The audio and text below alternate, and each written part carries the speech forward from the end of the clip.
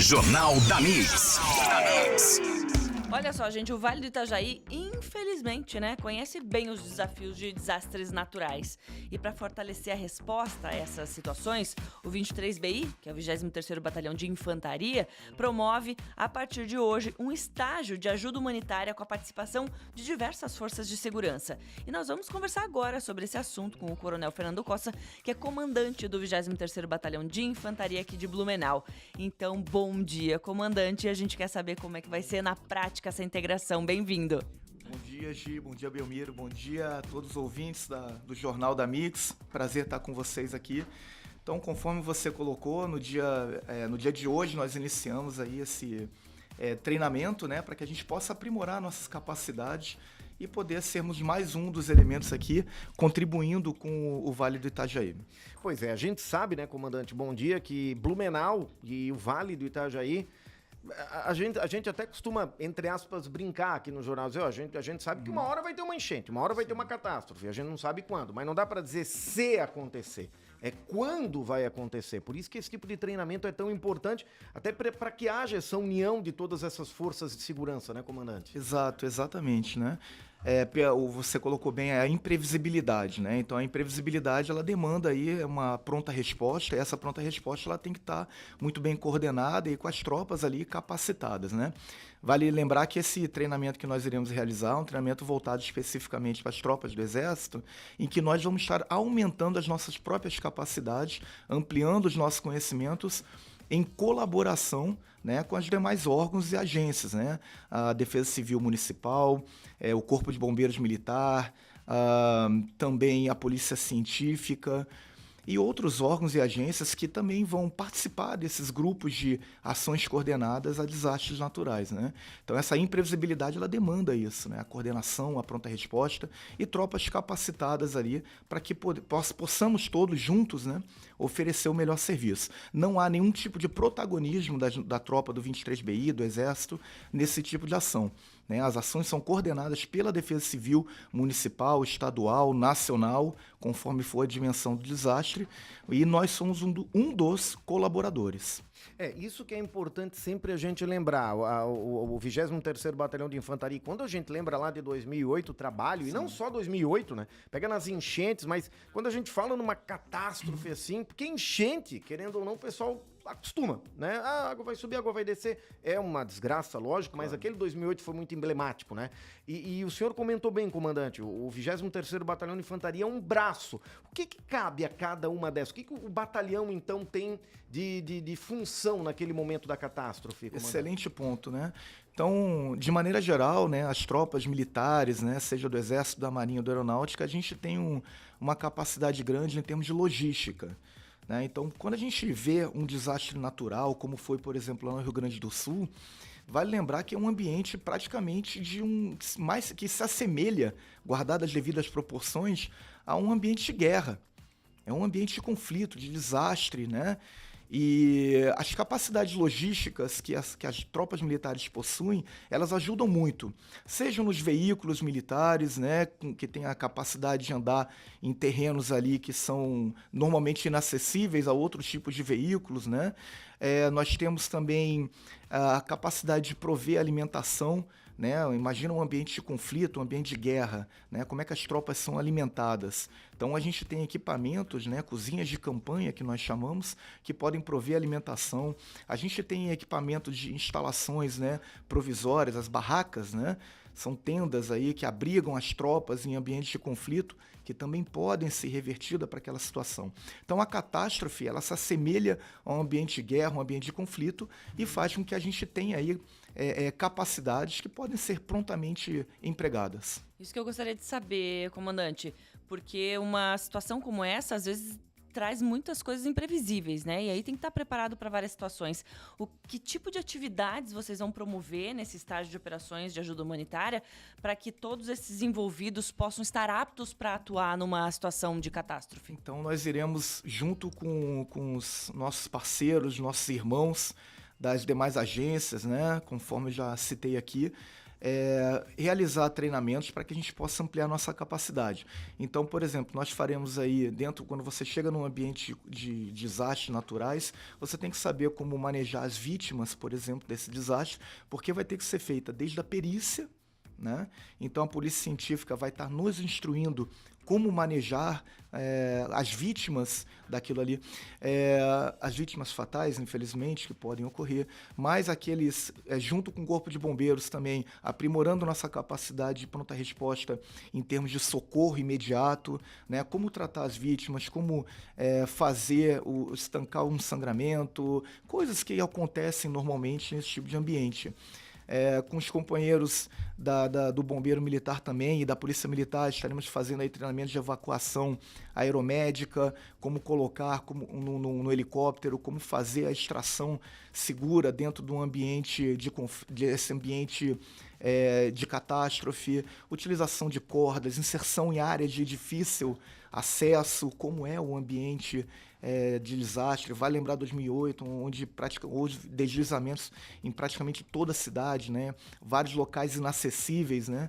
E aí a técnica do uso das cordas, por exemplo, ela permitiu com que equipes de resgate chegassem a determinados locais. Isso deve envolver também resgate de animais, porque eu lembro agora do Rio Grande do Sul, que foi emblemático, né? A gente teve o cavalo que ficou lá no telhado, né? Então vocês também devem envolver esse tipo de ação? Sim, com certeza, né? Existe todo um cuidado aí, toda a vida importa. A vida animal também, né? Então, você citou bem o Rio Grande do Sul, vale lembrar que o batalhão ano passado, ele foi deslocado em situação de prontidão. Em 3 dias nós deslocamos lá para o Rio Grande do Sul, saímos de Santa Catarina com 230 homens e fomos até lá, e animais foram resgatados, né? Então existe todo um cuidado, né? O animal, porque você fala assim, o animal é resgatado, e depois? Né? E depois, então existem locais de abrigamento, assim como existe o local de abrigamento, né? Para os humanos, para nós, as pessoas, né? As vítimas, seja o hospital, seja dependendo da gravidade, outros locais de abrigamento, né? Existe o abrigamento também dos animais, inclusive o abrigamento com voluntariado, né? Os veterinários participando.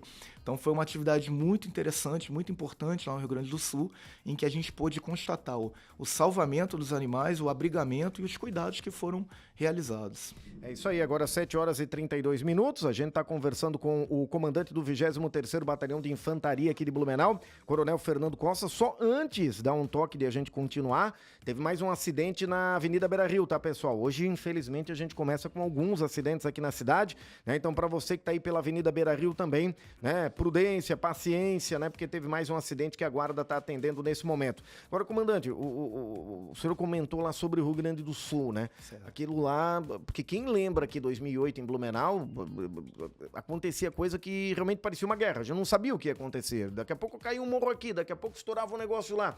Eu fico pensando que não foi visto lá no Rio Grande do Sul. Lá foi impressionante, né? Foi muito impressionante. Trata-se aí da maior catástrofe climática, não só do Brasil, mas uma das maiores do mundo, né? Isso já atestado por especialistas, né, que trabalham com meteorologia. A imprevisibilidade foi completa e demandou uma força aí, uma mobilização de forças enorme. Então, em determinados momentos, nós chegamos a ter mais de 20 mil pessoas lá, entre os socorristas, trabalhando, voluntários, né? Então, uma força impressionante, né? Mostrou a resiliência do povo gaúcho, à semelhança do que nós temos aqui na nossa comunidade, né? O povo blumenauense, Blumenau e região, a resiliência é enorme, porque a gente fala de 2008, mas vale lembrar quantas catástrofes anteriores. Várias, né? 57, 83, 84, nossa, a gente vai percorrendo a história e vai vendo a resiliência da nossa gente, né? Acho que não há um blumenauense que não tenha ali o pai, a mãe, o tio, o avô, que não passou direto ou indiretamente por alguma coisa, né? Mas o Rio Grande do Sul foi emblemático, a gente teve, é o caso mais recente aí do 23BI, né? 230 homens empregados lá. Graças a Deus aí tivemos a oportunidade, a aventura de colaborar, de salvar vidas, de colaborar com a reestruturação daquelas pessoas, né? E agora a gente traz um pouquinho do que a gente experimentou lá e vamos nos aprimorar para novamente ficar em condições de servir ao povo blumenauense e à nossa região. A Jéssica, que é ouvinte nossa, comandante, está perguntando como é que funciona lá dentro na prática com os soldados. Todos eles têm essa condição de, no momento de tragédia, vamos lá, atuar, trabalhar juntamente com os outros órgãos de segurança, ou são destacados alguns soldados específicos? Como é que funciona esse treinamento na prática, comandante? Perfeito, boa pergunta. Os nossos efetivos profissionais, ou seja, aqueles soldados que já são voluntários, né, já não estão no serviço militar inicial, que é o serviço militar obrigatório, mais de um ano de serviço, eles são treinados e recebem os treinamentos específicos para poder atuar nesse tipo de missão. Entretanto, né, os nossos soldados do efetivo variável, que são aqueles que incorporam, estão no primeiro ano, acabaram de chegar, eles também já recebem algum tipo de treinamento. Então, se eu pudesse colocar em termos práticos, hoje nós empregamos numa primeira linha, né, numa primeira ação, os nossos soldados do efetivo profissional, né, aqueles que têm mais de um ano de quartel, e numa segunda linha, de acordo com a necessidade, aqueles que incorporaram no presente ano. Comandante, o senhor acredita que, além de, obviamente, né, treinar as forças, né, aqui da nossa região, do Brasil, enfim, para essas situações, a sociedade civil também precisaria passar por esse tipo de treinamento, ou pelo menos um básico, para que, na hora que acontecem as coisas, muitas vezes demora até que alguém consiga chegar, fazer um resgate, fazer um atendimento, né? Seria importante também a sociedade civil passar por esse tipo de treinamento, já visto que nós frequentemente vemos essa situação? Olha, eu verifico um esforço grande, né, dos órgãos governamentais nesse sentido, né, e tem se posicionado ali para, por exemplo, nas escolas, a gente verifica que existe a Defesa Civil Mirim, né, o batalhão é convidado ali a estar presente, a prestigiar, né, são iniciativas muito importantes aí do nosso município, do estado, e verificamos Santa Catarina, né, até pelas vicissitudes que já passou no passado, e existe uma preocupação em conscientizar as crianças, né, nesse sentido, sobretudo, né, e eu acho que vamos no caminho certo, né. A Defesa Civil Mirim é um bom caminho, são jovens aí que fazem treinamentos e se interessam pelo tema, que é importante para todos, né. É isso aí. Comandante, então só pra gente explicar, começa hoje, vai até quarta-feira, esse evento que, como o senhor comentou lá no começo, tem o intuito, o objetivo de integrar realmente todas essas forças. Como é que vai funcionar? Vai ser lá no 23º BI mesmo? Quem é que vai participar? Explica pra gente, até pro ouvinte aqui da Mix. Tá bom. A gente vai realizar o nosso adestramento não só nas instalações do batalhão, como também nas instalações do Corpo de Bombeiros Militar de Santa Catarina, Corpo de Bombeiros Voluntários lá de Indaial, também com uma enorme experiência prática, né?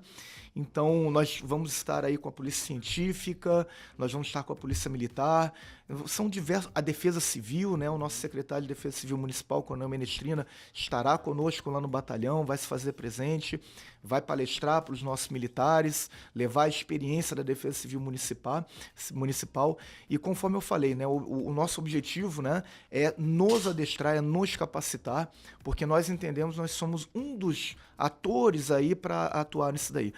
O grande protagonista é a Defesa Civil, ela é a protagonista, e nós vamos fazer aquilo que a Defesa Civil nos orientar, nos solicitar.